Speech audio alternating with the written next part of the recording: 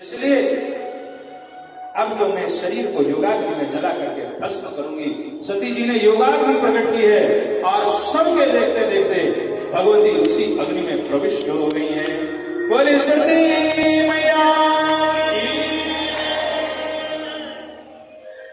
सती जी ने अपने देह का त्याग कर दिया है। सब शिव जी के गण यज्ञ विध्वंस करने लगे और भृगु महाराज ने शक्तिशाली देवों को प्रकट किया है, भाग के आए हैं। महादेव को पता चला है और भोले बाबा को जैसे ही, ऐसे तो वे अंतर्यामी हैं, सब जानते हैं, लेकिन लीला करने के लिए बैठे हुए महादेव और इधर भोले बाबा को जब नारद जी ने आकर के बताया है, भोले बाबा को क्रोध आ गया और क्रोध में आकर के भगवान शंकर ने अपनी जटा से केस को उखाड़ करके उसको एक चट्टान पर पटका है। केस के दो खंड हुए हैं, एक खंड से भद्रकाली प्रकट हो गई है और दूसरे खंड से भगवान वीरभद्र का प्रागट है। वीरभद्र भगवान प्रकट हुए हैं।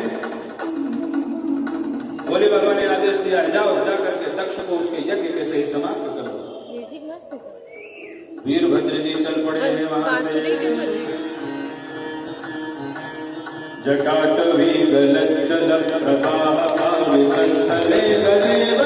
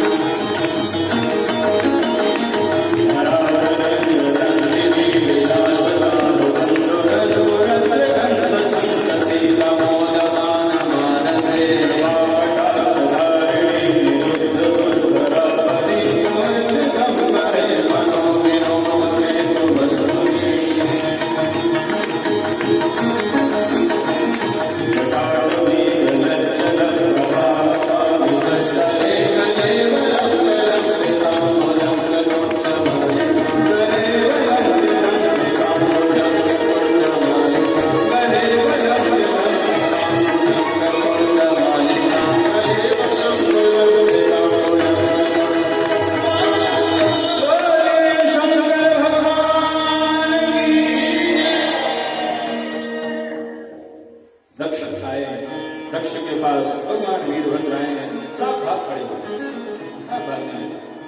वीरभद्र जी ने आकर के साफ विधिवत बल दिया।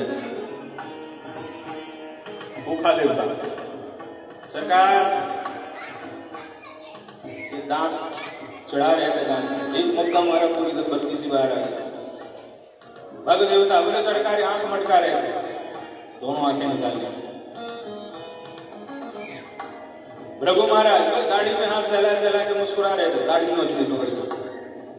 और उसके बाद सबको दंड देने के बाद अंत में दक्ष को पकड़कर पटक दिया है और दक्ष के सिर को ही धड़ से अलग करके उसी को हवन कुंड में स्वाहा कर दिया है। बोले शंकर भगवान की। यज्ञ विध्वंस कर दिया। देवता भाग खड़े हुए। ब्रह्मा जी के पास, बाबा रक्षा करो रक्षा करो। ब्रह्मा जी ने कहा कहाँ गए थे? सरकार यज्ञ में भाग लेने गए थे, कुछ मिला? बोले मिला कुछ नहीं, अपनी गांठ का जो था वो अभी चला गया। ब्रह्मा जी ने कहा जिस यज्ञ में हम त्रिदेव न गए हो उसमें तुम्हारी जाने की आवश्यकता क्या है?